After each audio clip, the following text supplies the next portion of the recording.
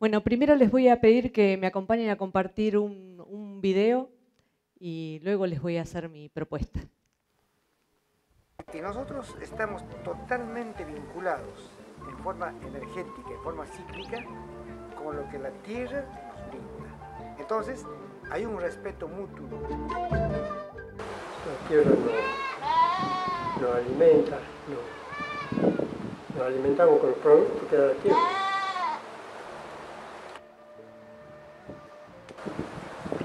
Vivimos de todo, de los sembraditos, cosechamos.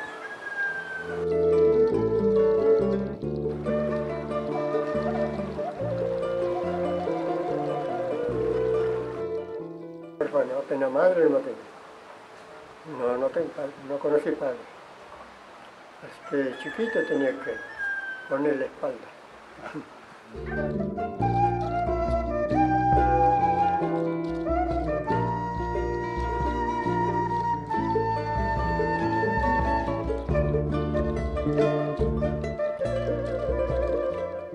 La idea desde esto, desde Bioconexión, es lo mismo, ¿no? O sea, hacer una siembra, poner nuestra semilla, que esa semilla vuelva a producir verduras y así sucesivamente, como era en la antigüedad, ¿no? Porque allá todo en Buenos Aires, todo. En la ciudad comen verduras ya, pasadas ya. ¿Sabes qué? La frutilla aquí madura dulce. La tierra debe ser de acá, otra. ¿Ves? Otra tierra. Y allá otra tierra. Así que no sé cuál será. Pero aquí es dulce la frutilla. Yo compro de ciudad de Caima frutilla.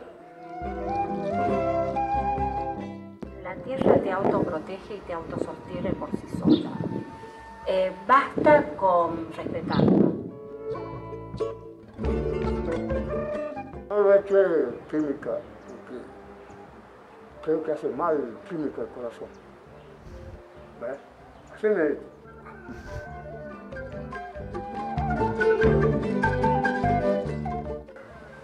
Tenemos el abono natural, el abono de oveja, de cabra. Creo que es mejor, debe ser mejor. Por eso quizás esta necesidad de dejar, para mí y para las futuras generaciones, ¿no? Un caminito de decir, sí se puede comer sano, se puede cultivar, se puede guardar las semillas.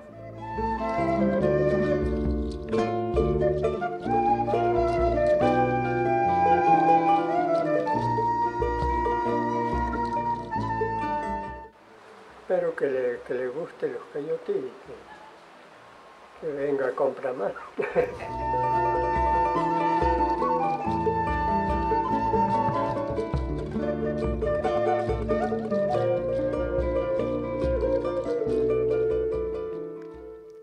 Bueno, difícil no conmoverse al ver estas historias, ¿no? La gastronomía detrás tiene esto, estas historias que me gusta encontrar y tratar de contárselas a las personas desde mi función. Yo soy periodista. Yo empecé a trabajar en periodismo hace, muchos años.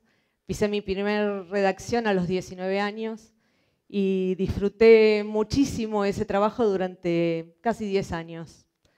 Pero en algún momento empecé a darme cuenta que no encontraba mis historias para contar. Y ahí empecé un recorrido, una búsqueda, que era, ver qué hacer. No sabía muy bien a dónde me iba a llevar eso. Lo primero que hice fue ponerme a estudiar, estudié 2 años de sociología, pero luego aparecieron unas amigas con una propuesta para hacer un emprendimiento gastronómico y decidí meterme sin saber nada, ni del negocio ni de cocina. Cocinaba como una ama de casa más. Así que me largué en ese proyecto. Íbamos a hacer cocina turca, una de mis socias era turca, así que trajo las recetas de la abuela y empezamos a trabajar con esas recetas, hacíamos baklava, mamules. Bueno, nos largamos con el negocio y 1 año duramos, nos fue pésimo, fue un desastre. Pero bueno, a mí me había quedado ya la mechita encendida del gusto por la gastronomía. Me di cuenta que me encantaba, así que bueno, me puse a buscar dónde estudiar, me metí en una escuela de cocina, hice la carrera que hoy la mayoría conoce como carrera de chef. En el primer instante que pisé una cocina me di cuenta que ese era un lugar mágico, ¿no? Me encantaba ese trabajo duro, los fuegos, que te entregaran una pieza de un animal y poder despostarla, un pescado, limpiarlo, sacar las espinas, separar la cabeza, preparar un plato con eso. Recuerdo que la primera clase que el profesor nos trajo una media res y la colgó en un gancho y nos enseñó el despostado de la media res, por acá no sé, la colita de cuadril, el matambre. Para mí estaba viendo algo fantástico, ¿no? Y a muchos capaz que les puede impresionar, pero era poesía lo que yo estaba viviendo.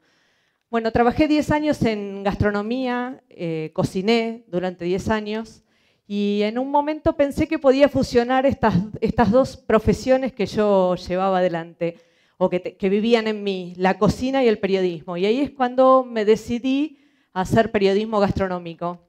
Y bueno, en mi construcción de esta nueva profesión en la que me encontré, empecé a buscar estas historias como la de estos personajes de Jujuy, que son de la zona de Yala y de Tilcara, y después muchas otras historias más, ¿no? Yo me acuerdo que cuando mi hija era chica, hoy ya tiene 24 años, le contaba un cuento que se llamaba Pepín y el abuelo. Y en la historia esa, el abuelo invitaba a pasar al campo unos días a su nieto Pepín y el nieto empezaba a descubrir que la leche que tomaba todos los días era proveniente de una vaca y no de la botella que él veía en su heladera, ¿no? Y que los huevos venían de la gallina y que él en la casa del abuelo podía tomar los huevos todavía calientes y prepararse un desayuno, por ejemplo.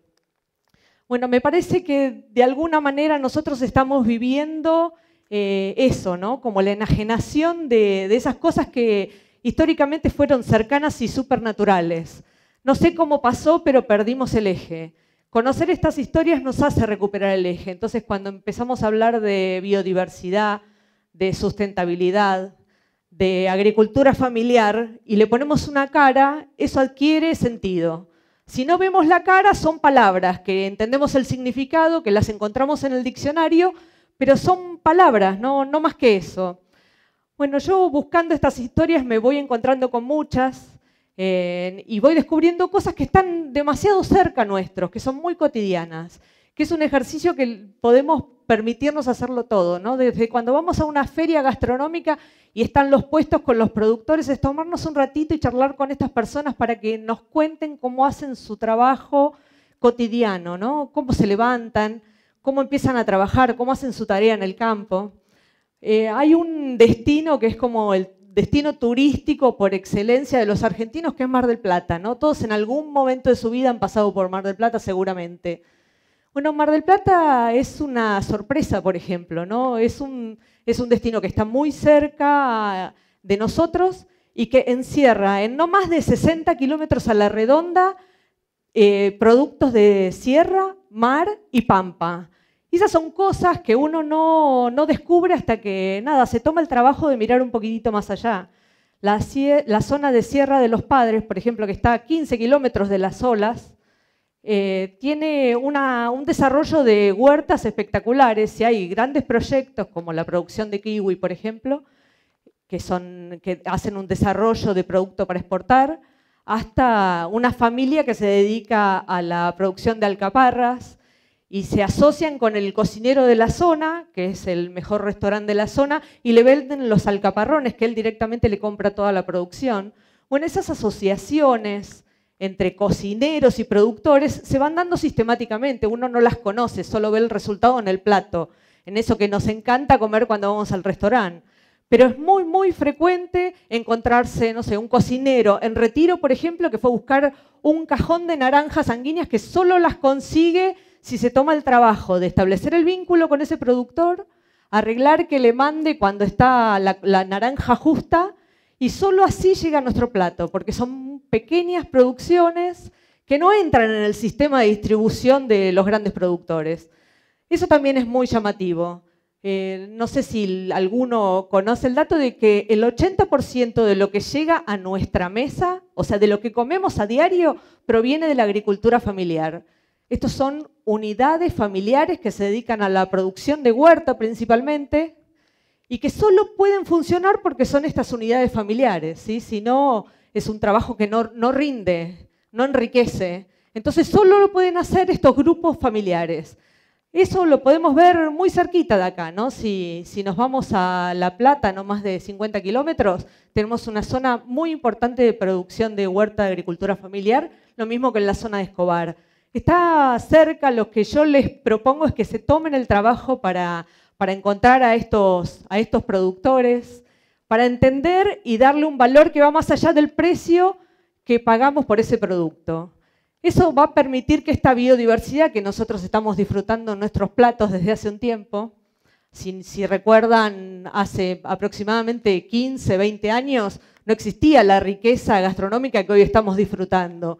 Y eso se lo debemos a que alguien, un mecenas, un loco, se decide hacer una producción de riesgo, a meterse en algo donde nadie había metido hasta el momento. Por ejemplo, la elaboración de trufas. Tenemos en la provincia de Buenos Aires un proyecto de 2 chicos que salieron del secundario con la idea de montar un emprendimiento y se enteraron que en Nueva Zelanda estaban desarrollando la producción de trufas con bastante buen resultado, pasaba lo mismo en Australia, y cuando averiguaron un poquito más sabían que en Chile también se estaba dando. Y dijeron, bueno, a ver, ¿por qué no nos metemos en esto? ¿Qué clima necesitamos? ¿Qué suelos necesitamos? Y ahí, por la amplitud térmica, empezaron a buscar primero por Mendoza, después por La Pampa y por Salta. En ninguno de esos lugares les daba el suelo. Así que se acercaron a la provincia de Buenos Aires y en la zona de Espartillar encontraron suelo y clima necesarios. Y ahí, bueno, fueron a Chile a indagar cómo era este cultivo. Se fueron luego a Italia a comprar la espora. La espora esa se inocula en el árbol que va a dar la trufa posteriormente. Y armaron primero un vivero y después una producción. Y la verdad es que calculo que en un año vamos a poder disfrutar las primeras trufas producidas en nuestro suelo. Y esa es una experiencia fantástica que solo puede enriquecer nuestro paladar, nuestra vida y la de las personas que deciden involucrarse en esos proyectos. Es más, les digo, con las primeras trufas yo les recomendaría que se compren una pequeñita porque son muy caras.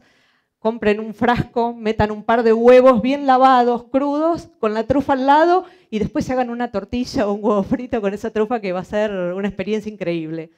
Bueno, lo que hago es convocarlos a que entiendan este proceso, sepan del tiempo y del esfuerzo y del trabajo que hay detrás de eso, que se tomen el tiempo para averiguar, tal vez en su próximo destino turístico vean qué es lo que se produce en la zona a la que ustedes van y se tomen un par de horitas para visitar esos productores. La verdad que es una experiencia muy enriquecedora para uno y para ellos que encuentran esa visibilidad que necesitan para seguir trabajando.